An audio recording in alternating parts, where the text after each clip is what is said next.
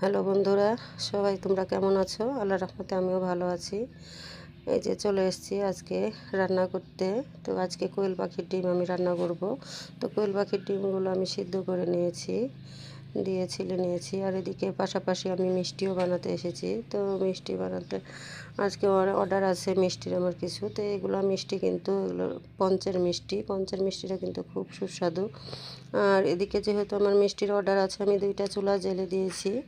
আর এই যেখানে একটা মিষ্টি দেখতে পাচ্ছেন, মিষ্টিটা নেমে গেছে। মিষ্টিটা খুবই সুন্দর সুস্বাদু একটা মিষ্টি তৈরি হয়েছে। প্রত্যেকটা মিষ্টিই কিন্তু আমাদের খুব সুন্দর হয়। আর এদিকে আমি মিষ্টিটা হালকা করে একটু ঘুরিয়ে দিলাম, যাতে সব দিকে বলকটা উঠে মিষ্টিটা ভালো হয়।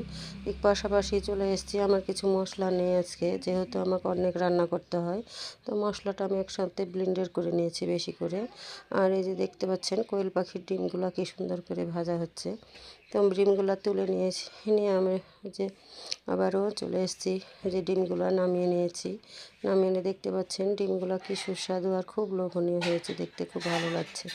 এদিকে পাশাপাশি আমি বেগুনি ভাজছি, অনেক দিন বেগুনি খাওয়া হয়নি, তো বাসার জন্য বেগুনি ভাজছি। যেহেতু বাসায় আমার অনেক কর্মচারী আছে, আমরাও খাবো, তাছাড়া মেহমানও আছে বাসায়, যেন সবার জন্য আমি বেগুনিগুলো ভেজে নিচ্ছি। তো এই বেগুনি দিয়ে গরম গরম ভাত কিন্তু খুব ভালো লাগে খেতে, আর খুব সুন্দর, আর দেখতেও কালারগুলো কিন্তু খুব সুন্দর এসছে।